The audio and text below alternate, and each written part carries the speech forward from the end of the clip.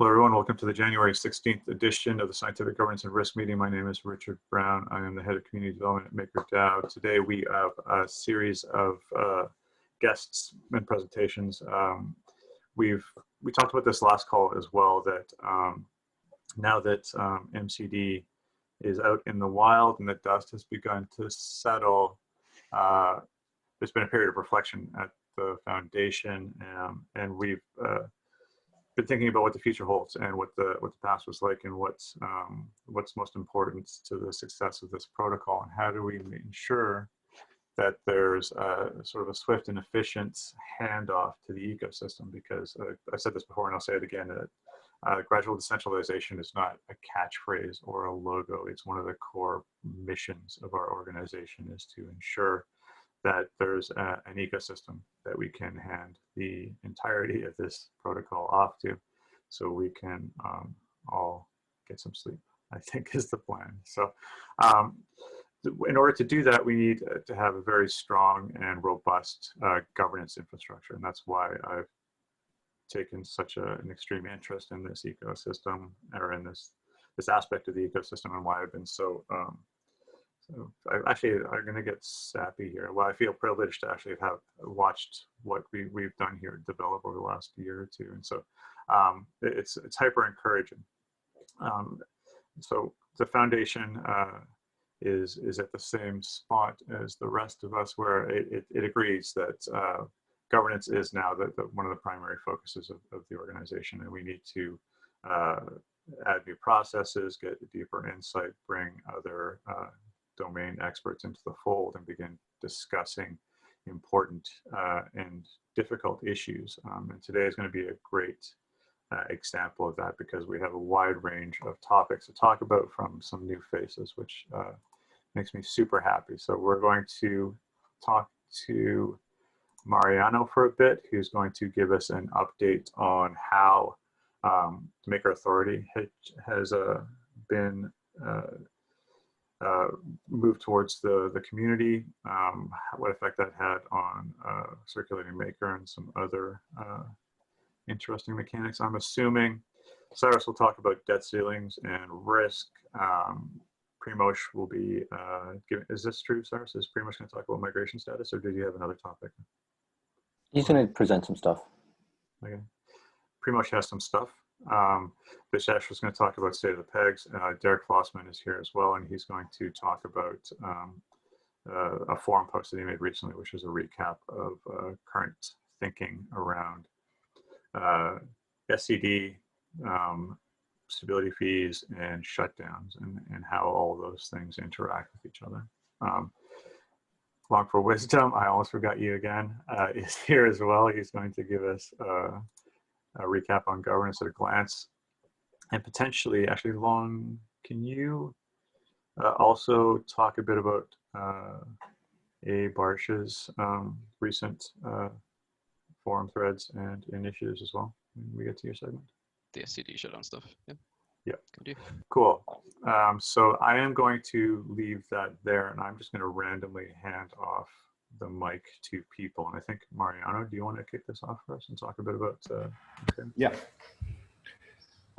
Okay, so as you all know, on December 20th, the foundation put out a blog post detailing what was going to happen. So one of the things about the MKR token is that it was still owned by the foundation multisig. So there's a couple of protected methods in the token, basically minting and burning. So far, the foundation has never actually called those methods. So the million MKR that were in existence, they remain so. So the foundation didn't create any, didn't burn any. But the problem is that nobody else could either, right? And the Maker protocol requires being able to call those methods, particularly during auctions, right? So if you have a surplus auction, the system needs to burn tokens. And if you have a debt auction, the system needs to mint those tokens. And it wasn't able to do so. And additionally, all the MKR gathered from stability fees from single collateral DAI, they were stuck in what we call the burner contract, as most of you know, and it had accumulated over 10,000 MKR. Now, practically speaking, that MKR was already burned. It's not unlike sending it to address 0. It's like there was no way to remove that, so they were essentially out of circulation, right? But it didn't reflect on the total supply. If you would query the token, it would still say you had 1 million. So what did we do? We created a special contract called the MKR Authority, and the multisig enabled the MKR token to, it gave authority of the MKR token over to that contract. And that created a couple of interesting things. First, it enables calling burn for everybody. So first off, you need to be careful about that, because if you call burn on your own MKR, then you will be able to burn it. If you approve a third contract, a third-party contract on your MKR, that contract can burn it. This is not unlike a transfer from, right? You approve another contract to do something with your tokens. But the main thing that this enabled was calling burn on the burner, which somebody did, and they instantly burned over $5 million worth of MKR that had been accruing for over 2 years, which was actually pretty cool. And what else? And the other thing, the main important thing, is that MKR governance now has control over the token. What does this mean? That MKR governance could, if they so choose to, create a spell that mints new MKR for somebody or for the system.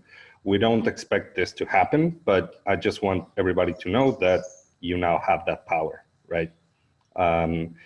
If everything works correctly, then the only times that mint will be used is in case of a debt auction. And if everything works correctly, then we will never need a debt auction. But we now call the system complete. And the next step after that is going to be, right now there's a joint custody of the MKR token. So the multisig still has access to those functions, as well as MKR governance. The next step, and we planned it for a couple of weeks up to a month after this transition, is for the multisig to remove itself as an owner from the MKR token. And when that happens, governance is going to be the sole owner of the token, and it will be cause for huge celebration, in my opinion. And that is pretty much it. That's what happened. That's the state of the token right now. And I will take any questions if there are any. Also, if anybody wants a link to the transaction that actually burned the token, you could feel free to go on Awesome MakerDAO into the milestone section, and it is up there.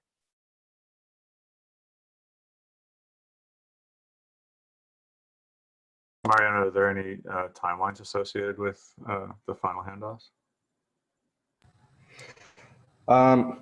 It's mostly a matter of coordination. And as always, since this is a big step, we try to do it, not rush into it in case there are any latent bugs, or this is actually one of the bigger ones, because now governance has the ability to, if it wants and if it votes for it, it can mint infinite maker, So it's a pretty powerful feature. Yeah, it's a powerful feature, but it's also like this fundamental shift in what crypto governance is all about. I'm unaware of anybody else in our space that have done it, but even if we just didn't look outside of our own sandbox, this is a huge deal for the ecosystem and for our protocol. It's no, I know, that and more people didn't notice, but it was huge. Right? That, exactly. I guess more people noticed that the total supply went down of MKR after it was burned, which is pretty cool in and of itself. But the main thing that happened is the handoff of the authority. Yeah, I think it'll be one of those things where it'll take a while for it to sink in and the implications to be felt. But yeah, I'm quite proud of us for doing it. So, and thank you to Mariano for putting a fire under that thing, because you were instrumental in making sure that that happened. So thanks, Mariano. Oh no, it was the whole team. I was just pushing for it for so long. But and also one of the questions is that why didn't we do this sooner? So in single collateral DAI, as you know, MKR is only used to pay stability fees. It doesn't have the feature of participating in debt auctions. In fact, and this never happened in single collateral DAI, but if there was a need to save an underwater CDP, it would have been pooled ether that had been minted. So there was no need to call the mint function. So it's why we honestly didn't do it. But now that the system needs it, eventually, maybe, then it is there. All right. All right. Thanks for that, Mariano. I'm not seeing. There was a. Never mind. It's side chatter. Okay. Yeah. No questions. LongForWisdom, can you take the mic and give us a discussion about governance at a glance and talk about the global shutdown vote proposal? Sorry. Yeah, I can talk about everything. Cool. So active discussions this week. Been a lot of chatter on the forum threads relating to creating a treasury or having a treasury for MakerDAO, created by MyToto, sorry. So basically, just this, MyToto basically presented a list of reasons why it would be good to have a treasury, like what we're potentially going to need it for in the future.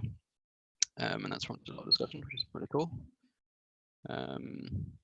Yeah, I'm sorry to interrupt you. I encourage people to have a look at that, because that's sort of, it aligns a bit with the sort of seismic shift that Mariano was just talking about. That these are pieces of the puzzle that are slowly coming together, that once they start connecting, the way that governance works at MakerDAO is going to be shifting radically. And one of those things, at least in my opinion, is for the community to truly have autonomy, the community needs to have access to a source of funds and some mechanisms that it can use to allocate and track and audit and create accountability and vote and all kinds of things. And it requires sophistication and some coordination. But for that to happen, the buffer needs to get full, MKR needs to get burned, and the community needs to self-organize in a fairly sophisticated manner. And MyTote has done a fantastic job in coming up with some thoughts of what that framework might look like. So please take a look in the forums. This is one of those forum posts that are going to have an outsized impact on what the future of the protocol looks like. So it'd be in everybody's best interest to take a look at that thread. Cool. So that was a good one. So then we also had a discussion of some of the issues around global settlement of single collateral DAI, created by Derek, who's in the call. Just discussing what the mechanics for global settlement of SCD are, a discussion of the tax parameter, which some people have been talking about in Rocket Chat, and some dates and some other discussion. So it's also been interesting. Ties in a little bit to Aaron's signal request as well, but I'll come to those in a little bit.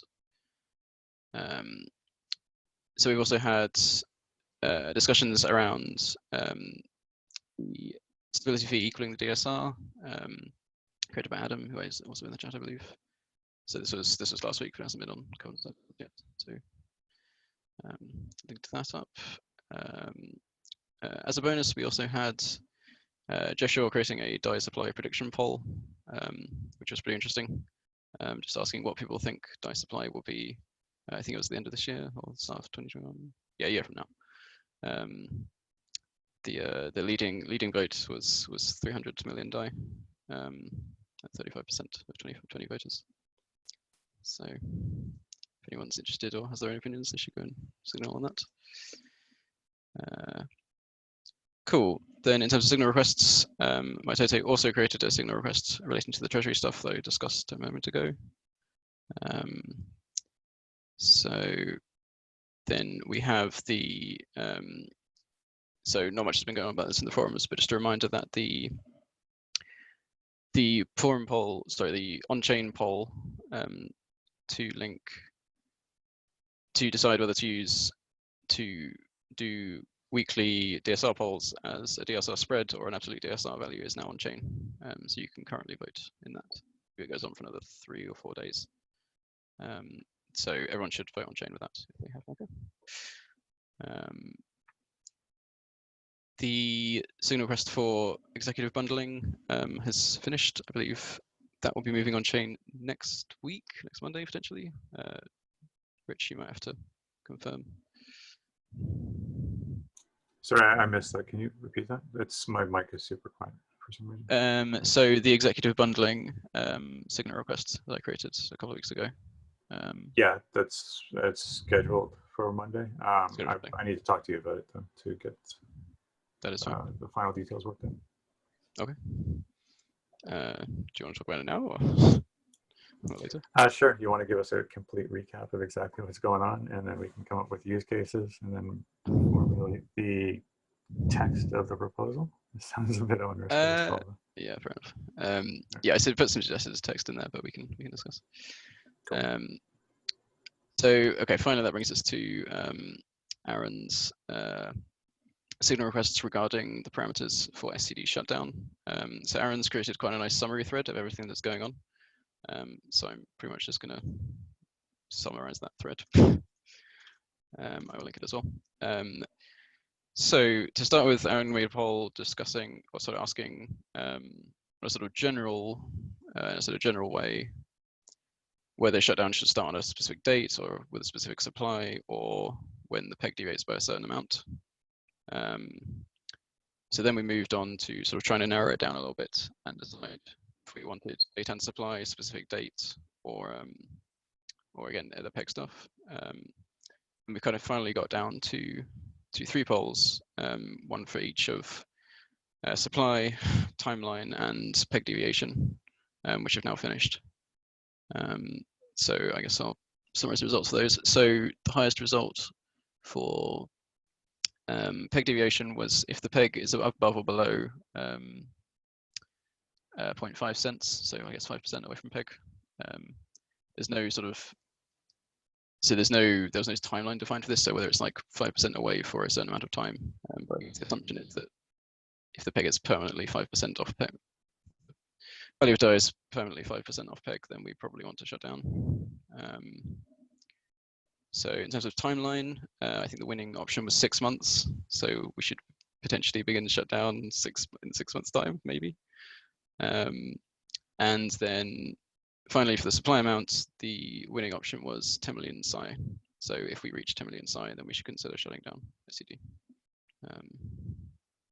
Well, actually, Primoz has some interesting data to share on that shortly about the like what's a potentially reasonable target for the Psi supply based on CDP activity. So that'd be good. I mean, one interesting question is how we can kind of update or reflect new viewpoints into these polls. Yeah, it'd be good to get some actual sort of data behind some of these, because not there's a, well, we didn't really have it at the time, but yeah, it'd be good to get some sort of evidence behind it. I think that's everything I had. Rich, if you want to narrow in on anything, then go ahead. Feel free. No, I don't think so. We have literally a very busy schedule today, but I think that what I would like to begin exploring in the future, though, is that we devote some more time to specifically picking one of these issues and then debating them a bit more in detail. So that was a fantastic amount of things just to absorb, and we're 20 minutes into the call, and we have more to absorb afterwards. But it would be nice to have a forum where we could actually just let's pull apart the concept of global shutdown. Let's talk about what those requirements are. Let's talk about how risk contributes to providing some science to back up our assumptions or the community's assumptions and all the rest of it. There's a lot of things to unpack there, but today might not be the day.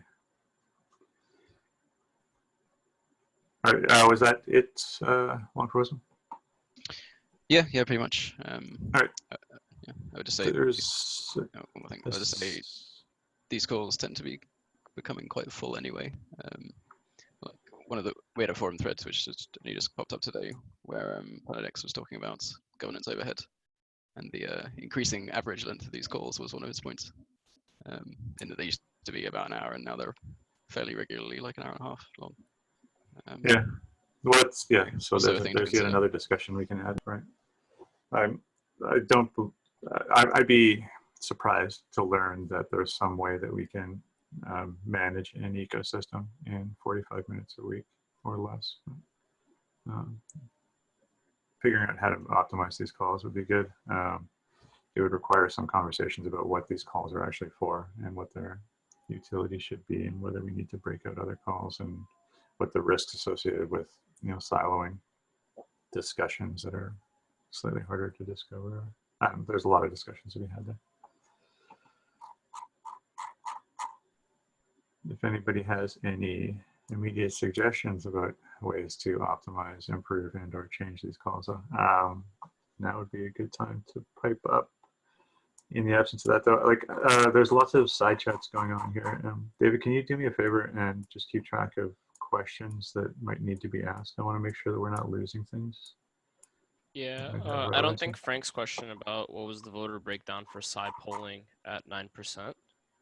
I don't think that was addressed yet. And then there was a small conversation about with Adam's question that said, will any security measures be taken to prevent governance attack that mints unplanned MKR? Then Sam wrote, the GSM, which is referencing the time delay on governance actions, should protect against majority of governance attacks.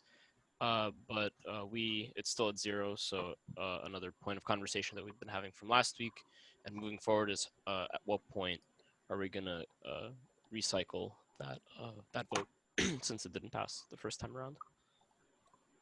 Yeah, and that's pretty much it. Everything else was just the link for the MCD launch that I was asking for. All right, well, we can attempt to break down some of those things from the list. I can throw, hey guys, this is Kenton here. I could throw an idea, but it's fairly an unsophisticated one. Although risk and governance is pretty intertwined, one idea could be to break up the risk and governance chat into 2 different chats. Risk being earlier in the week, and then governance being later in the week. That way, if there's any discussion on governance that includes risk, it can reference the discussion earlier in the week. That's just one idea. Yeah, that's an interesting thought, and I think that we've tossed these ideas around previously. So here's my counterpoint. So right now we have a governance and risk meeting. It takes us, there's an hour for presentations and then a half hour of general Q&A. If we split it out into 2 different calls, I'm assuming that those 2 calls are not going to be half-hour calls. So then now we have 2 hours a week of governance and risk stuff with potentially Q&A sessions attached to those ones as well. And so it seems like there might be a risk of a creep, right? Like, so if somebody's actually interested in governance and risk, I think you need to have insight into both those aspects to understand what's going on with the protocol. Then now we have twice as much on 2 different days to deal with. So yeah, I'd also like to point out that if we do additional governance calls, I know we are right now working on creating like a streamlined way to like accurately and quickly get summaries done as quickly as possible after these calls. But if we have multiple calls, we're gonna need some more contributors to do some summaries. Yeah, that's an interesting point, Tim. And it's, somebody mentioned earlier, operational overhead. That's something I've been thinking about a lot over the course of the last 6 months, as my operational workload becomes increasingly large. There's operational overhead associated with maintaining 2 different pegs. their ecosystems. And I think that we're all sort of feeling that stress. The other, that there's different forms of that though. There's, we have risk teams that are working on 2 different ecosystems. We have developers that are maintaining or keeping an eye on 2 different ecosystems. We have an ecosystem that's working with 2 different ecosystems and trying to figure out who's using Sai and who's using DAI is tough. But there's that same operational overhead associated with just the foundation maintaining these tracks. And it takes, you'd be surprised actually, or maybe people wouldn't be surprised, but it takes a significant amount of time and energy just making these calls work. We have Reddit, Twitter, summaries, transcripts, forum posts, YouTube, SoundCloud, GitHub. Yeah, actually, that's just for the broadcasting of the information that comes out of these calls. And that doesn't include just getting the meetings for the agendas, the speakers. There's a lot of work that just results in this 1 hour and a half. Surprisingly, large amount of work. And so, if we decided to have 2 calls, you know, things, maybe there's economy of scale happening here, but you know, you can kind of assume that twice as much time and effort would go into making 2 calls. So there's a lot of work involved. Anyways, it's something to consider.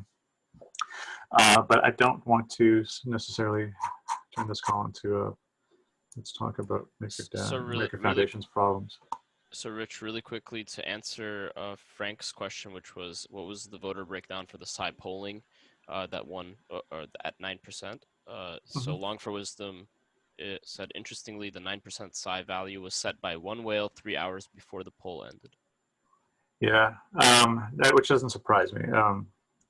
And we still have a lot to get to, and so maybe I'm just going to drop some truth bombs, and then we can immediately transition to somebody else, and then we can pick it up at the end of the call. But here's the problem in a nutshell, and this is kind of one of the fundamental problems with human nature, and that is kind of summarized in a Reddit post or comment I saw yesterday or the day before, where somebody was complaining about how obviously the governance infrastructure for MakerDAO is completely corrupt and ruined. And the reason why it's completely corrupt and ruined is because the only people that vote are 3 or 4 whales. And so there was an entire list of logical fallacies and rhetorical inconsistencies and a bunch of foolishness, basically. But let's not dig into the reasons why that person was fundamentally wrong about everything. Let's talk instead about what the actual thought process was behind that. The thought process was you look at the system we have, and then you see, okay, 2 or 3 people voted, large holders voted, and then they set the direction of the ecosystem or the monetary policy for that week. That's fundamentally the system that was designed, and it's been that way since the very beginning. It's been that way since the white paper. Like there's no surprises here. It's designed to have the system maintained by people who have skin in the game. But here's the problem: anybody who has less than 5,000 Maker laying around will look at that system and go, what's the point? I don't care. And so they don't vote. And then they don't vote, and the only people who are left voting are those 2 whales. And so that leads to this progression of, I think, faulty logic where people come into the system or review the system and they go, this is stupid. The only people that matter are whales. And that's circular reasoning is happening here.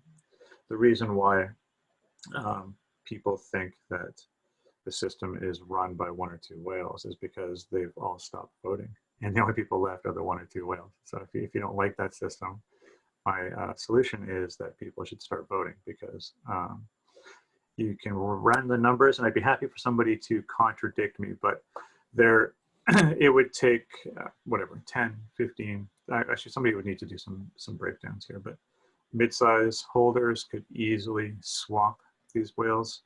5% of just general holders voting would easily swamp these whales. Like it's not the whales are running the system, it's everybody who's not a whale has given up trying.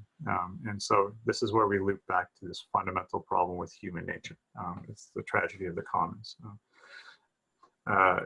Nobody else is voting, so why should I? And so that's a problem that I don't know if we're going to be able to fix that.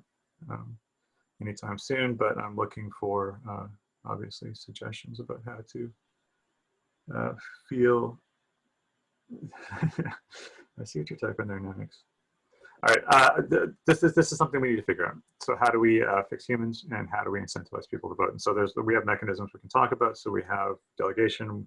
Rune has some thoughts about voter incentivization that he's going to be sharing with the ecosystem, and thoughts around campaigning and lobbying and increased community interaction. But this is basically the world that we live in. We created a stakeholder voting system. Stakeholders aren't voting, so we need to solve that problem. Yeah, how do we fix humans? Vishesh asks. My solution historically has been replace them with Python scripts, but I don't know if that's going to be a valid solution. That's not the world that we're building right now. So David knows me too well. All right, I promise not to speechify, and then I just started doing it. So I apologize to people that were looking forward to me not talking. Derek, do you want to take the mic and talk about fees and shutdown mechanism? Sure, will do. All right. So in the interest of time, I'm going to try and be quick with this, but I'm going to give a minute or so of context, because just in case people haven't seen the post, so hopefully this will kind of get you up to speed real quick. So there was a forum post earlier in the week about global settlement of single collateral DAI. And let me get rid of this window. That's better. Okay, so context, basically, what was it all about? It's about how do we achieve global settlement of single collateral DAI? What does that mean? It means closing existing CDPs and ideally having the majority or all of the outstanding stability fees paid back through a tax function. Now, I am being ambiguous with the statement of ideally, because there has been a bit of back and forth about that, and it's still a discussion that we have to have. But the general rationale, the reason for this, global settlement, of course, the cognitive overhead that Rich spoke about, the effort involved in maintaining the peg, and the focus on migration and growth. So all the work that's going to need to go into having additional collateral types, there's a lot of overhead load in that space. So we really want to start focusing on that. And that's a big driver for this effort. So there we go. All right, so I did want to give a shout out to the community people. There's been a lot of discussion. It's been really awesome. Some of the topics really have been around, we need a shutdown date. The poll has showed that that's looking at 6 months. So there's more discussion we can have in that space. Understanding the tax mechanics. I've got a slide later on that will talk to that. Do we pay the debt, or do we ensure that the debt is paid, or are we lenient about it? There's been some back and forth about that, which is interesting. This more sort of social aspects. And then the debt ceiling behavior, at what rate do we track? And we can talk about that, where I have a diagram that sort of shows, probably shouldn't be linear, but we can talk through that. And then liquidity as well. How do we ensure that people can migrate if they choose to? So yeah, just a big thanks to everyone in the community who have been both on the Rocket Chat and the forums, adding a lot of valuable feedback. So thank you. Okay, so background, the size stability fee, as you all know, that accrues throughout the life of a CDP, and it's paid at the end when a user repays their SI, or if they get liquidated. The problem with this is that when global settlement occurs, the stability fee is forgiven. So we need to come up with a way of capturing those unpaid stability fees. And for that, we have the tax parameter or tax function. I kind of use those terms interchangeably. And I captured a screen grab from last week where the risk team showed the fees that were accrued. So these are obviously going to increase over the next 6 months. So something to take into account. But essentially, this is the reason for the tax parameter as opposed to the SI stability fee. And we've broken this down in a lot more detail in some of the posts. So I encourage people reach out, questions and so on. And the smart contract guys can help with some of the more technical aspects if we need it as well. So with that comes introducing tax. I'll share a link to the SIMOM contract if people want to have a look in a bit more detail, but that is activated through an executive vote. We can do that today if we chose to, and it would apply this tax penalty to all CDPs. It's applied uniformly, And an interesting thing I found out was that it has a maximum value per day of 10%. So we'd need to take that into consideration with how long we have this tax penalty window open for. And of course, I make reference here to the liquidation penalty, that it's important for CDP holders to take that into account, because if the tax pushes them below the collateralization ratio, then they're hit with both the tax and the liquidation penalty. So really, there's the opportunity or I'll come to the phases in a moment that talks about what's optimal and suboptimal. And that brings me to the timeline piece, which is proposing 6 months, as LongForWisdom mentioned on the poll.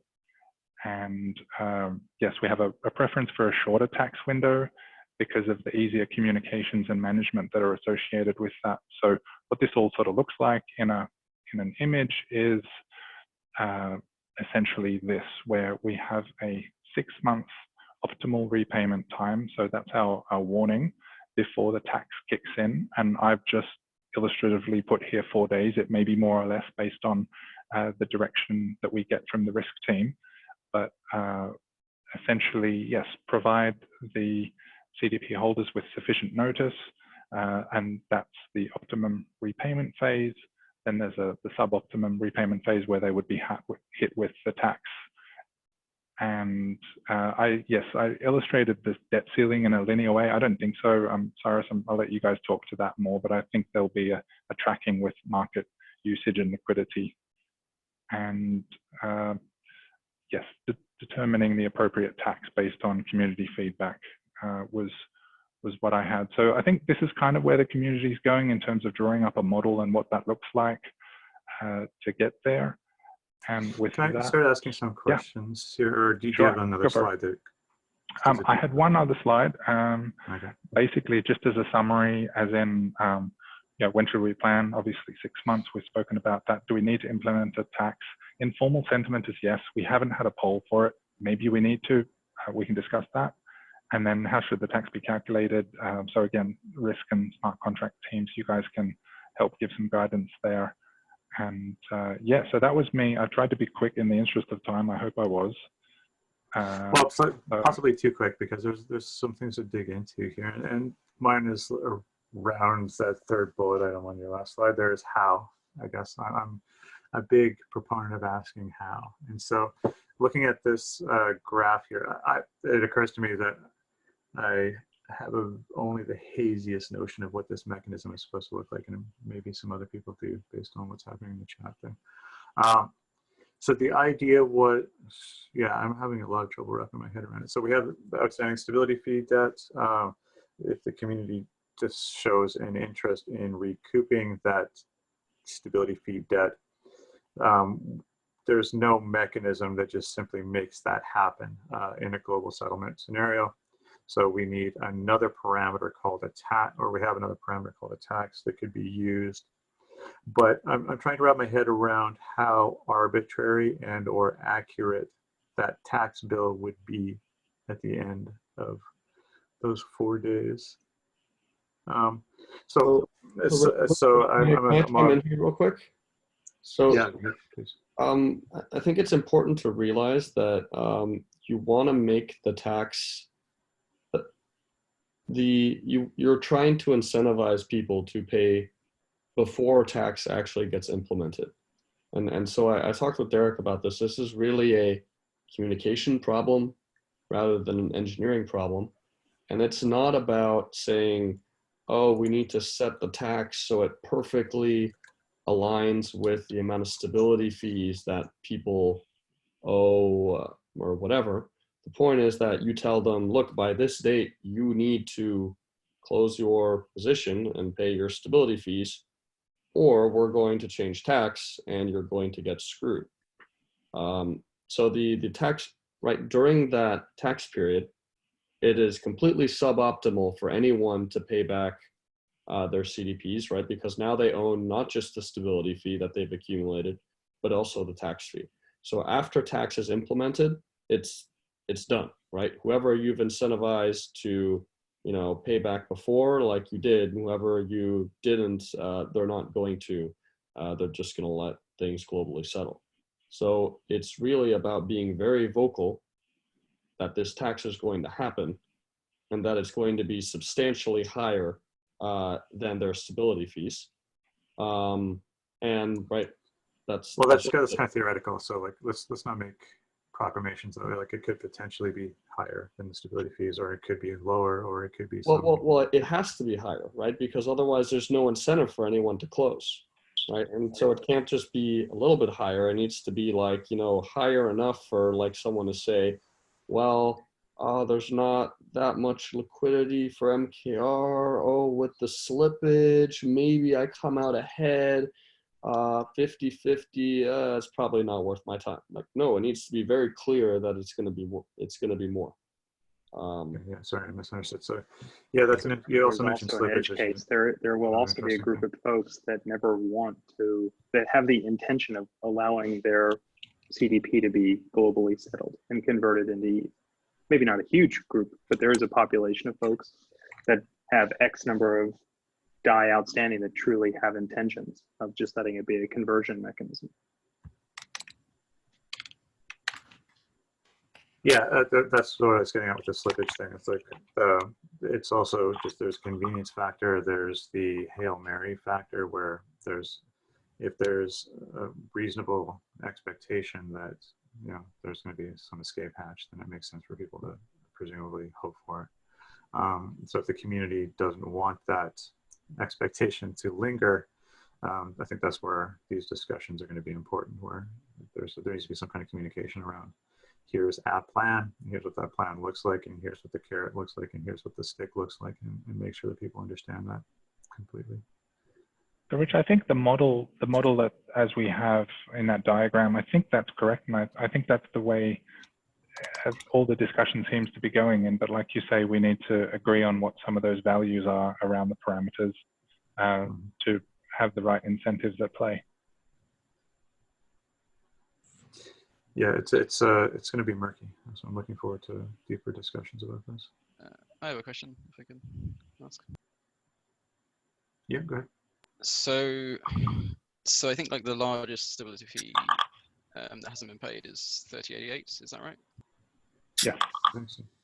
Right. So in order for the tax to be effective on him, then it needs to be high enough to exceed his stability fee costs, and it needs to be high enough that happens in a short time, like maybe 2 weeks or like a week. Like, yeah, it's hard to imagine because we want the tax period to be short, right? So that means the tax is going to have to not just be like high; it's going to be like insanely high. Yeah. Right, like 3,000% or something high. That's a random number. Yeah, that's why I'm wrapping my head around how a flat fee. Why do we want to have? Just why do we want to have it to be a short window? A short tax window? Because there's no incentive for anyone to pay during the tax window. Like literally, it's completely suboptimal for any actor to pay during the tax window. So you want to just minimize the. Not necessarily. I mean, let's go down the scenario that the one of the CDP folks. Let's imagine you make the tax window 6 months. You know, it's X%, but if you know it's going to be worse tomorrow than it is today, and worse thereafter, if you keep pushing it all the way to the point, nobody's going to want to be liquidated on top of being taxed.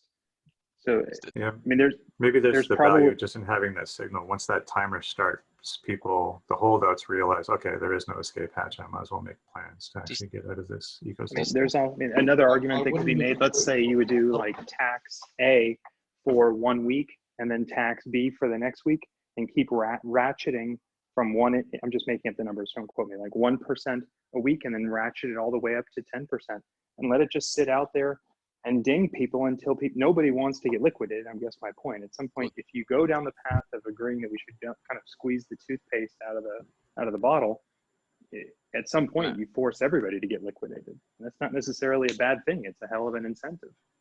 Can I interrupt you? I think the problem is that if they get liquidated, they don't pay the tax and the stability fees. They only pay the tax. So the problem is that as soon as the tax period starts, if they then close, then is that right? They only pay like the tax and not the stability fee if they wait to get liquidated? They would only pay the tax. They would not pay the stability fee. all the more reason Yeah. then to have a longer tax period. No, because as soon as the tax window starts, right, if they close in the tax window, they have to pay the tax and the stability fee. If they then wait for liquidation, they only have to pay the stability fee. So they will. So if anyone enters the tax window, they will automatically wait till the end of the tax window to get liquidated. No, because they would also pay the 13% if they get liquidated. Right. Okay. So If- yeah, if there's a they get window between. liquidated. Yeah. But now we're talking another edge case on an edge case, right? So that's not the case for everyone. Right. So it's shut. Yeah. So I mean, yeah. Vishesh is right in the chat. I mean, settled, not liquidated, right? So they Yeah, might it as well feels wait to be settled, because when they're settled, they don't pay the stability fee. They only pay the tax. It feels like we might have two conversations happening about the same thing. So if people are typing in the chat and they have access to a microphone, they think they can contribute something, please do, because I want this to be recorded as well for posterity. So, Yeah, Vishesh, did you just make a point that you wanted to talk about?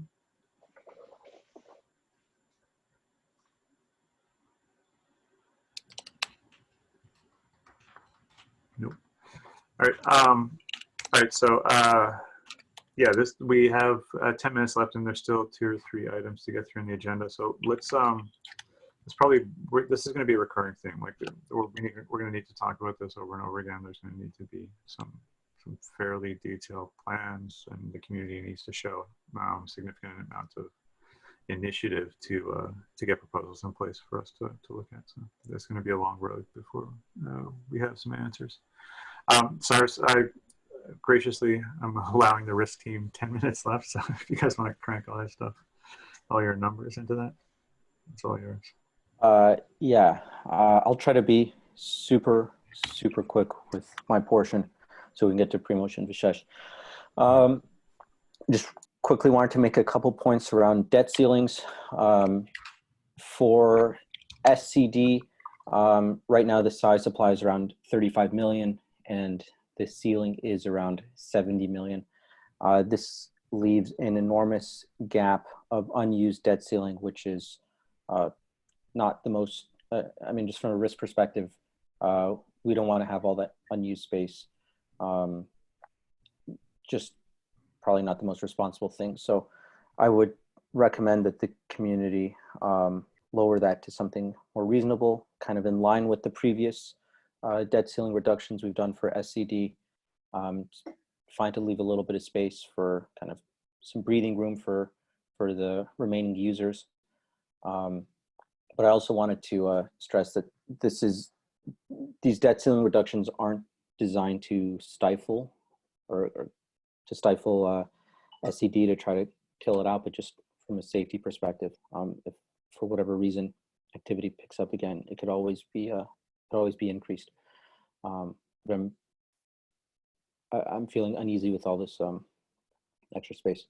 And then regarding MCD debt ceilings, I mean, the market activity the last few weeks has kind of led to a very strong increase in DAI supply, and the ETH collateral is getting up there again. I think it's about 85 out of 100 million. So there's kind of two separate considerations with the ETH debt ceiling. One is kind of the short term hitting the cap, and the second is kind of the long term theoretical max debt ceiling. For the short term, or kind of the practical debt ceiling, I just want to remind people that it's also not wise to leave a whole bunch of unused debt ceiling space, but for kind of a different reason than for SCD. In MCD, we have the Oracle security module, which is that 1 hour delay before price changes reflect CDP accounts. If there's kind of a sudden drop in prices, then CDP owners may have kind of a short window to mint unbacked DAI, which is obviously not good. So really the goal is to keep that available debt ceiling space as small as possible. And then hopefully in the future, when we get instant access modules, we can kind of update those much more fluidly without having to go through the full governance process. So yeah, even if it looks like we might be hitting the debt ceiling soonish. I wouldn't necessarily think it's a good idea to kind of preemptively be raising the MCD debt ceiling. Does that make sense for those two considerations? If there's any questions, speak up. And then finally, kind of the other aspect to MCD debt ceiling is the longer term theoretical max. That's a whole another conversation. Happy to chat offline, but we'll also be starting to approach those concepts in the coming weeks. So that's kind of it for stuff about debt ceiling. Another really quick topic I want to bring up is governance might consider kind of doing some housekeeping items. For example, the dust limit, which was set to 20 DAI for launch, I think could consider lowering that down a little bit in the interest of better UX and better onboarding for our users. Last I spoke with some of the devs, don't think it's a huge issue to lower that. Of course, good to revisit that topic as well. That's another conversation we can take to the forums and maybe do a signal request for lowering the dust limit. And that's it for me. I'm going to pass it on to Primoz, but after the analysis, can stick around and do Q&A and talk about some debt ceiling stuff or any other topics. Cool. Primoz? Yeah. Can you see this? Yep. Okay. So try to be quick. So total supply continues to grow. DAI is up another 6.5 million last week. Size supply keeping it pretty steady. In fact, it even increased until recently for about 300,000 SAI. Of course, all the minting activity in the last week or 2 weeks corresponds to bullish sentiment in Ether, crypto prices in general. The total supply actually increased for about 12 million since the beginning of the year. So the main topic today is about the less interest we're seeing from SCD CDP users to migrate to MCD. This is revealed by SAI migration contract not really being drained as quickly as it was in the past. I think it's now about 2 days since more than 2 million SAIs actually being held in migration contract, and none of the biggest borrowers haven't really touched it or migrated it in some significant amount. Currently, all but 2 remaining SCD CDPs could migrate really easily by using this liquidity. Primoz, can I cut you off for 1 sec? Can you click that little Darth Vader icon in the top right? Oh yeah, it's another thing. Mariano enabled dark mode. There's a new fundamental equation of DAI, and there's a nice greeting. So thanks, Mariano. So where did I left? So today, what I want to mainly focus is on remaining SCD borrowers, because as it seems, they're becoming some kind of backstop to migration in recent days. On the other hand, the SAI holders are still migrating with decent pace, which is of course is supported by this number, which keeps growing. What I did was a bit of analysis of top 100 remaining single collateral DAI borrowers, so CDPs, which represent a good enough sample in my opinion, because the top 100 CDPs cover almost 90% of the SAI debt. Here we have all the activity of those CDPs. You can see that there was quite a lot of SAI minting in last 2 months. So this table shows only activity for the last 2 months, which is actually since migration started, which is roughly 2 months. We can see there was some SAI minting in that period from current still remaining CDPs, the top 100 ones. But only one is actually, there's only one who actually does majority of it. I have a bit of breakdown here. Perhaps this is going to be the most interesting thing from my side.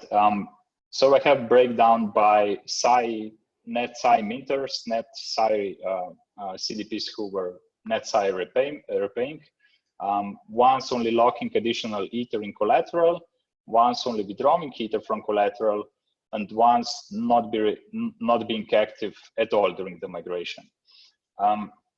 So the CDPs who were mostly just minting Psi during this 2-month period, there's 20 of them. The amount they print at net is close to 6 million Psi, and the debt that they represent is close to 8 million.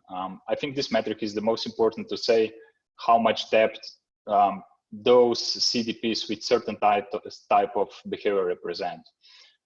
And the accrued fees are pretty low, right? Because they issued most of Psi recently, so they didn't accrue a lot of fees.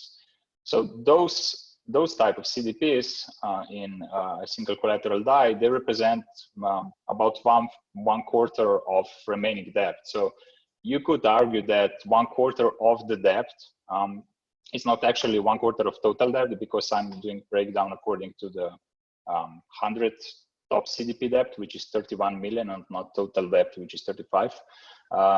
You could argue those CDPs are not very likely to migrate anytime soon, because they are minting some Psi for either speculative reason or just have some other incentive by doing that. Then we have the next group. These were the ones who were trying to repay their CDP in the last 2 months. They did repay about 5 million of it. They still have 5.7 million of debt. It's 27 of them, and about 400,000 of fees accrued. So 1/5 of the debt is represented by CDPs who are trying to either deleverage or perhaps even migrate, but they weren't able to do so because Psi liquidity was kind of limited. But now I'm even questioning if those are really incentivized to migrate, because we've seen a lot of Psi liquidity in last 2 days, but I think only one of them I just noticed recently migrated. We'll see what happens in the next coming days. It could also be that they were just trying to protect from getting liquidated, and they were repaying the debt to increase their collateralization ratio. And then we have CDPs, as I said, the ones who are just locking additional Ether in their collateral. 19 of them, 10,000 Ether locked inside in recent 2 months. They don't represent a lot of the remaining debt, only about 10% of it, or 3 million. Not sure if, again, these CDPs would like to migrate. Perhaps they just wanted to stay with SCD and just wanted to protect from getting liquidated. So hard to judge for them as well. And then we have just 2 CDPs who were, for some reason, withdrawing Ether from their collateral. Not a significant amount in terms of debt represented. And the biggest group, perhaps the most important thing, is the inactive CDPs, those who weren't active in any sense, right? They didn't interact with their CDP at all. It's 32 of them out of 100, but the debt they represent in total measures 12.7 million, which is 41% of the debt. So this is the biggest chunk, and most of them were active, I think, more than 6 months ago, which is revealed by this breakdown below. You can see that the ones which were active lastly, out of the inactive ones during the migration, they were active more than 6 months ago. This was obviously the first half of 2019, when they were mostly minting Psi because Ether price was surging and they were leveraging. So the main conclusion, I basically covered most of it, but the main conclusion, in my opinion, is that the SCD have inactive CDPs and those who are still drawing Psi. So I would say these 2 groups are the ones for which it's harder to say how incentivized they are to migrate soon. they represent 20 million of Psi, which is about 2/3 of top 100 CDP debt. And you can see this in the pie chart. So the inactive debt represent 40% or 12.7 million. This is the debt that's increasing. So the one still minting Psi, almost 8 million. And then you have 5.7 million of Psi represented by CDPs who are kind of trying to deleverage, to either to migrate or just wind out their position. And then 3 million, those who are just depositing additional Ether. I think this information and monitoring this should help us when we start discussing about shutdown, and to really see in time what's happening, how active they are, and so perhaps even. Yeah. Can I ask a question? So the debt inactive, the 12.6 million, should be interpreted as like the lower bound, where if we get everybody active to migrate, then there should be about 12 million left over, which might be the target for global settlement. So do you mean if we get those which are inactive to get them active? No, if we get everybody else to migrate. Yeah, totally. Yeah, correct. Now, is it reasonable to expect the red slice to migrate as well if they're still minting Psi? Maybe not, right? Probably not. Not sure what their intention is. I've actually checked those CDPs, the bigger minters, and they're not. It's funny. They're not even. Some did even converted Psi to DAI, and they deposit into DSR. I'm not sure what their motivation actually is. They might be just speculating on some Psi liquidity crunch and getting some premiums there. Well, that's exactly what I want to bring up, is that if they're minting Psi to migrate over and lock into the DSR, then that's never going away, right? But if they're using Psi for just normal economic activity, then we should kind of not count it, right? So like the inactive debt plus the portion of the new Psi being minted that's going into DSR together should be the lower bound for a target for global settlement. Right? Yeah, and that's this. Yeah, this is what I actually wanted to say. Right. So it's 20 million that I mentioned here, or about 2/3, a bit less of total remaining debt. And that's it. I have some other numbers here, but I'm not sure if we have enough time. Perhaps it's not so important at this stage. Pretty much, this seems like it's critical information. Is this in order to determine the shutdown and potential tax or anti-tax incentives, or whatever the community wants to do? But for migration in general, it's going to come down to this spreadsheet when people are attempting to figure out plans of action. Is this publicly accessible? Can we share this with the community to review? Yeah, sure. I'm going to share this file, and all the events are where did I get them? They're public. I mean, the CDP events. I'm sure if somebody needs to do the work. How often does this thing get updated? This is 3 days old, but more or less nothing changed in the last 3 days for this. Yeah. Another note is this is only for 100 top SCD CDPs, right? I would like to have it for all the CDPs. I imagine this is good enough sample, but if we want to have a precise data, let's get all the CDPs remaining, and we'll see. Yeah.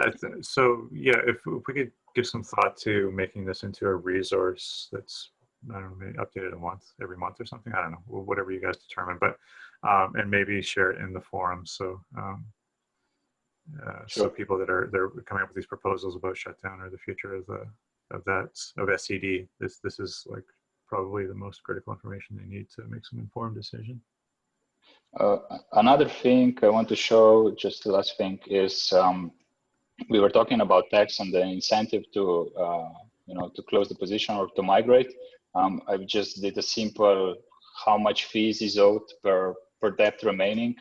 Pretty much the highest value is about 11%. So that's the current fees versus tax for 100 biggest CDPs. Perhaps that's Interesting. Interesting. Yeah. Can you go back Okay, to that page for a second? Like the for 3088, what's the range there? Which one? 9%. So like, so yes, so thresholds need to be determined, right? But like that's kind of whatever the median is for the top 10 holders would be like what a tax target could potentially be. Is that the idea? I think so. I mean, yeah. Yeah, weird. All right, thanks very much. That was really interesting.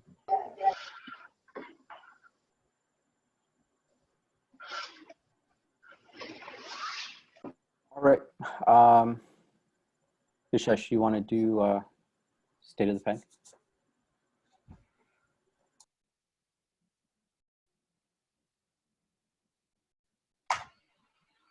So again, I'll try to be brief because we've already gone through a lot on this call.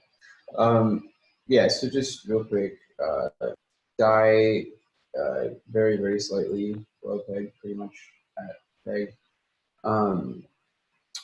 The sort of mid to light trading going in the last 24 hours. Interesting things to note, and I'll note the microstructure stuff on the other graph, but that seems fine for the moment. SI, again, very low volume as expected, but seems to be trading around peg for those trades, pretty much all Uniswap and all the Kyber. Interesting thing though. So here's 7 days. So this was just basically the same thing over a 7-day time frame for DAI. So again, very, very slightly below, pretty much at peg. Pretty decent volume for a 7-day range. And then what's interesting to note is DYDX has also picked up from what we've seen in the past in terms of the amount of DEX trading volume for DAI, and then Oasis kind of sitting where you usually expect it, and then Uniswap representing that kind of long tail spread in trades. One of the things was, so also I've been looking a little bit at like liquidity lately. So one interesting thing is just for DAI versus Psi liquidity, at least on Uniswap, only really twice as much DAI liquidity in the pool versus Psi. So there's still a decent amount of Psi liquidity on Uniswap, and again, about half the trading volume there as well. So that kind of lines up. So there's still trading that is going on for Psi, and it makes sense as to why Uniswap is one of the prime spots for trading it right now. But that kind of coincides with the idea that migration is not really quite wrapped up, and there's still some of that Psi that has been bouncing around. So yeah, other thing was just circling back to looking at some of these vaults for MCD. So we kind of looked at this last couple of weeks. This hasn't really changed much in terms of like the top 20 vaults holding a decent chunk, about 44 million of the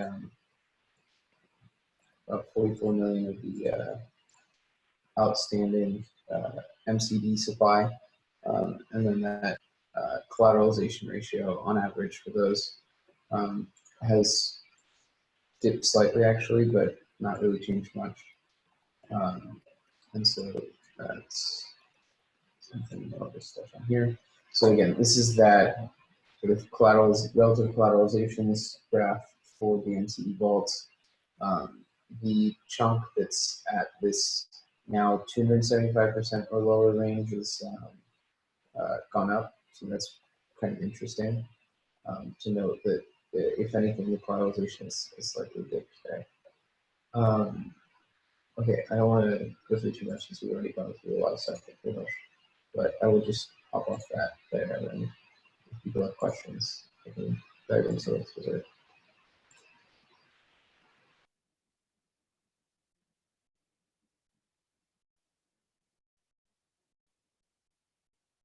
I don't think so.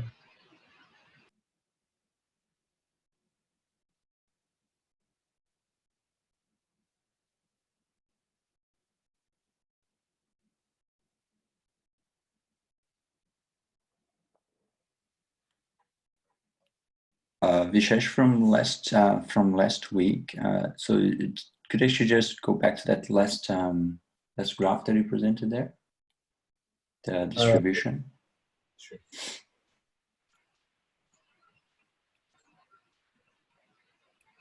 Yep. Yeah. So how's that actually changed from last week? Because I think last week you had some thoughts around the fact that they were like 30% or so below that 200 collateralization ratio. Was that kind of like changed significantly? Yeah, it's pretty on par. So what's interesting is just like the particular range cutoff. I think we were looking at 300 last time. Now this sort of similar cutoff is around 275, but it's come up. I think it was around 44 to 46 last week to just about 48. So basically, like the amount of debt that's living at that like mid to low tier risk level has not really changed much. Like maybe a slight increase, though the particular cutoff of like what the collateralization ratios are has slightly depressed. And I think actually it's very easy to explain. So you can see here, like this has not really changed much week over week for the last 4 weeks. But you'll notice like there are a couple of positions where like the collateralization ratio has dropped to the like, this is the 150 to 200 bucket. So point is like there are a couple of vaults where the collateralization has dipped slightly, but as a whole, it's more or less very similar distribution. Yeah, okay.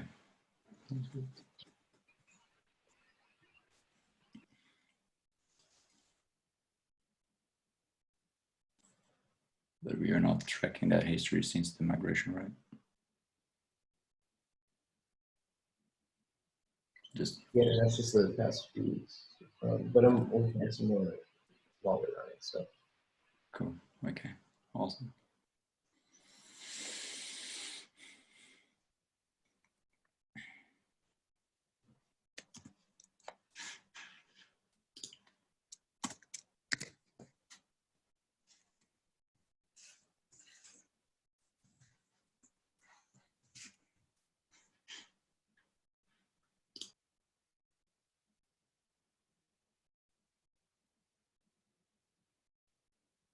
I feel like you guys are trolling me with this awkward silence just to see whether I lose my mind or not.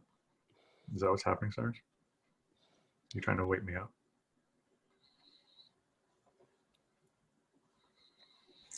I'll assume that's the case. All right. So is there anything else in the risk world that you wanted to address? Any other presentation? God damn it. I'll kick you right out of this meeting if you want to say something.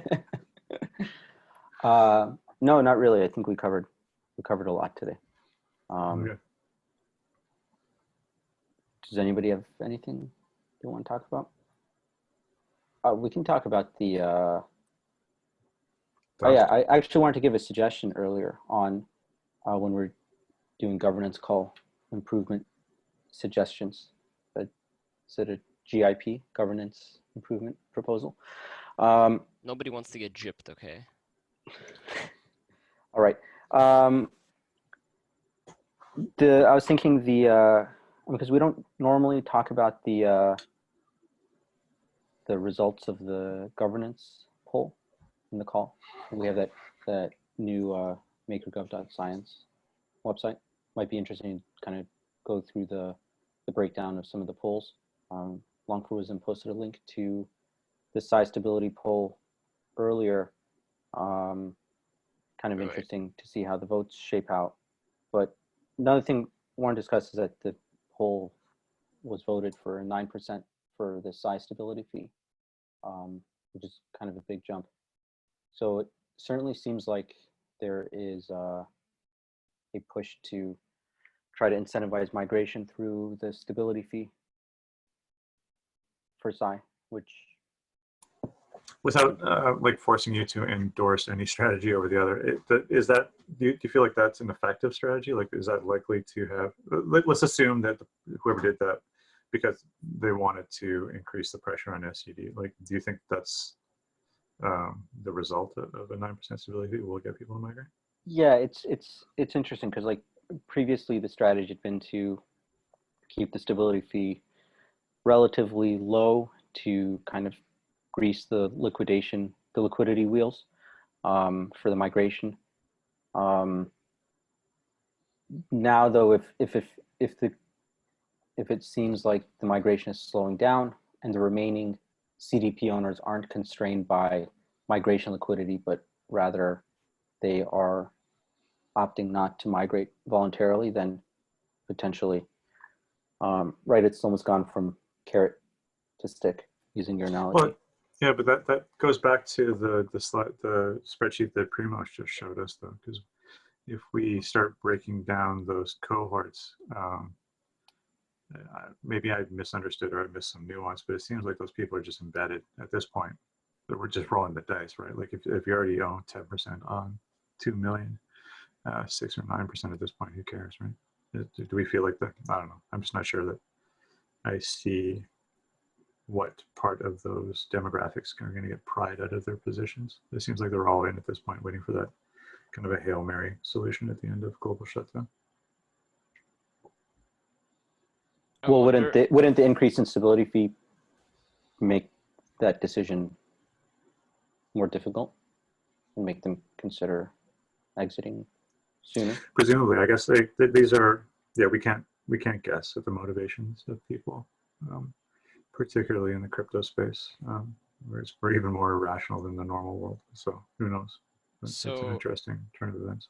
I think it also brings into question one more thing. It's that, okay, so in a monetary policy based like executive vote, what if one of the parameters is kind of controversially selected, like this 9% that was selected in the last 3 hours, right? Does that mean that is it a form of governance attack to vote in an undesirable parameter in order to just delay the rest of the parameters even getting passed? Right, that's what I'm thinking about a little bit. Yeah, it's an interesting supposition. It kind of ties back to trying to figure out what people's intentions are. And that's an interesting discussion we're probably going to have at some point in the future, is what is a governance attack? Is it just stupidity, or is it I mean, extreme deviation, delays can or be is it just something like a that's strategy. targeted? If you think about it, a delay in any governance action, it's not like an attack, but it's like a strategy that, you know, some cohort of people can use to get an outcome of like not changing the rates for an extra week or two, right? Yep. Yeah. So they're trying to determine what behavior qualifies as malicious and/or an attack versus just normal activity. Voting is a question that needs to be determined. There's gray areas here. This is the same.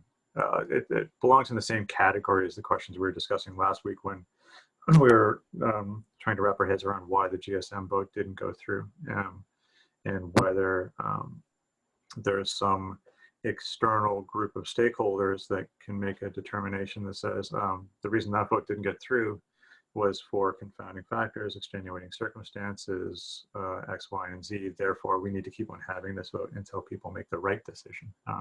That's a very, very complex thing to do. And I think that making decisions based on the results of activities of voters, sort of passing judgment on those activities, is going to be a very interesting set of discussions to have in the future.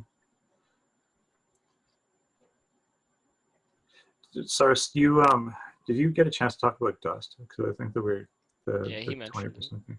I mean, I mentioned it, but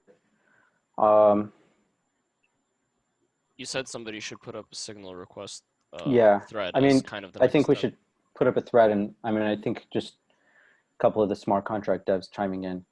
I mean, I'm already fairly sure that it's totally it's not a risk at all, but just to get somebody else's statement on the record instead of mine would be good. Yeah, I mean, maybe I should take a step back. So right now, set to 20.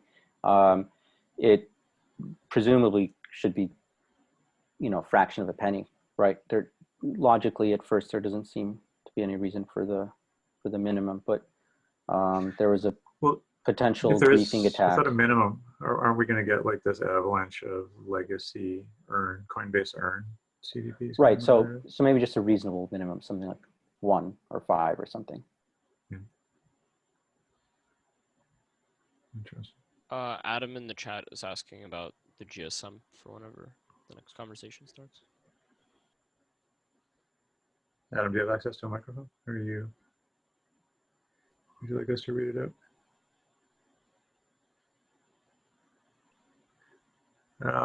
All right, I'll assume there is no microphone at work here. So Adam has a question regarding the GSM. Why not to have not expirable pool? Oh, well, I'm not sure I understand what that means. Why? Yeah, so if somebody else wants to jump in, or Adam, if you can explain. I didn't read your question before I interrupted everybody to look at it. What he means is that the existing votes for the GSM don't kind of quote unquote what he calls expire when people then move their MKR to a new executive vote. Yeah, well, that's an interesting question too, but that basically invalidates the whole concept of continuous approval voting, which is something that we need to, I think that's a discussion that the community is going to have, because a lot of the primary issues that we're discussing, so technical votes versus monetary policy votes, which one takes precedent? Can we do both at once? What happens if there's sort of a poison pill embedded in an executive vote? Is that a governance attack? Is that delaying tactics? Is that just somebody expressing, or people expressing their will? What happens if we get a series of weak executives? What happens if we ask the community, like in the case of the GSM, to rally aggressively to secure the existing executives so we can prepare the GSM? And once the GSM arrives, we find out that we can't rally the same level of interest off of that securing executive, and so the GSM doesn't pass. So I think that there's a lot of growing pains that we're seeing here. As the system gets more and more complex, a weekly roll-up becomes sort of this pain point that we keep on butting up against from different directions. It needs to be addressed. Is there a reason we can't? Sorry, is there a reason we can't just show all the unpassed or like uncast executive votes in like the portal vote.makerdao.com? Because yeah, Derek, maybe you can comment on that. I'm not sure why. I think there's still a lump of maker on like the GSM vote, right? It's not visible, which means people are forgetting about it. We could show them, yes. I think for simplicity, we removed them from that executive page. But definitely, I think there's room for redesign here to include past spells. But yeah, we'll need to discuss that to show how much, because you could imagine the complexity, and of course the security of the system is with the amount of maker on that current hat. So you sort of start dispersing that and potentially introducing issues. I mean, those issues are still here currently. It's just harder to do them, right? Correct. Yes, so what is the trade-off here? One is that we don't want to display, so just to reframe this thing, the analogy I keep using is that the protocol is a software package and the executive votes are a configuration snapshot that we apply to that software package. And as those configuration snapshots get older, the possibility of them being able to be applied to the software becomes reduced. So obviously you don't want to have an executive vote that was 6 months old from SCD getting lifted and then attempting to apply that to this new world that we live in. That would be a disaster. And so the idea is that we have a current executive and then we have an incumbent executive, and then whichever one wins becomes the new state of the system. So my assumption has always been that because we have like new and current challengers to the or new and current configurations available to voters. That's why only 2 ever show up on the portal, because you can't go back in time to pass the new challenger.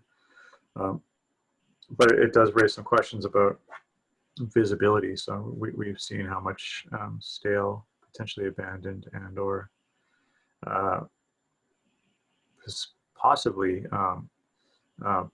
parked maker we have in old executives, where people had actually possibly put those somewhere in order to just raise the bar of what it takes to pass a new executive. Who knows? But the trade-off here of that simplicity on the voting portal is that we have no visibility or no convenient visibility into where maker is hanging out.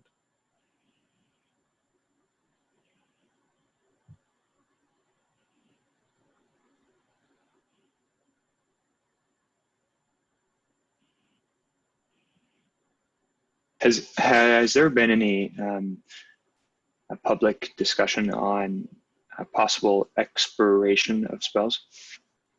Well, yeah, we've had a lot of discussions about these. They're nothing that I think back in the olden days when we didn't have forums and we were slightly more shambolic than we are right now. So it might be a great idea to start resurfacing those. But we've had a lot of discussions about what's the problem, what's the solution. Well, what's the problem is the first question we need to determine. And then what's the solution? So if maker is sitting on these old votes because of inactivity or because of a lack of clarity in how the system works, and not because people are attempting to like raise the bar on how the rest of the system works, or securing old votes, or they are taking a political stance by saying that none of the current options are good enough for me and I'm leaving my maker on 2% stability fee or something from last year. So some of the options that have been tossed around are returning maker, having it go back to the wallet that's deposited it after whatever. We can come up with an arbitrary threshold, 6 months. If your maker doesn't move, it just goes back to your wallet. Or the maker only is active if it's on the current executive or the incumbent executive, or stale maker could basically sit wherever it sits, and then maybe there's a poking mechanism where somebody can go, oh, hold on, I just found a pile of maker, and the second stability fee we ever had that hasn't moved, I want to poke that and take it out of the system and just put it into some kind of redeem page for the owners who can come back and grab. There's all kinds of solutions here. Right. No, yeah, I was asking specifically on the ability to cast a spell. No, sorry, I misunderstood. So what's your question? So has there been any discussion on the ability to set an expiration on the ability to cast a spell after it's been given a hat? That's too deep in the weeds for me. Derek, do you know? Or Mariano? So like for example, the GSM spell can be casted if it's given the hat at this point. But what if before it's even entered into the TS chief, there's a hard coded deadline that the spell must be casted by, and so that way, if the spell expires, then a new executive vote would need a new spell that would basically reset that expiration date. Yeah, that's interesting. So Kenton, what would happen to the MKR that had already been put on that spell if it expires? It would have to be moved to the new spell if they still agree with its with the result of it, with the spell action. Another question that is tangentially related to this, if I wanted to make like a proposal, what format could I use either in the forums or on this discussion every week to like push the ball forward and basically put a proposal that can then be either accepted or rejected by the community and further discussed. Like I know that there's a forum, but like what template should I use? That's a good discussion, because sometimes we just assume that everybody else has been staring at this thing for the last year, like all of us, and so some of these basic stuff, the basic processes haven't been elucidated enough. So, LongForWisdom, there you go. Take it away. How do people make something happen in governance? So there's not like a formal template, but we're kind of seeing like a template kind of evolve out of what people have done over the last few months. So my best suggestion would be to look at what other people have done and do something similar. If you have specific questions, you can ask me. Let's make it slightly easier. So there's two forum posts that I'm aware of. One is a guideline for how to create a signal post. There's another one that's sort of an updated version of what those guidelines are. So ultimately, it means review those two forum posts. It'll give you some guidance of what the format of the polls in a forum post should look like, and how framing of the question works, and how long that forum post should exist, and what the next steps are.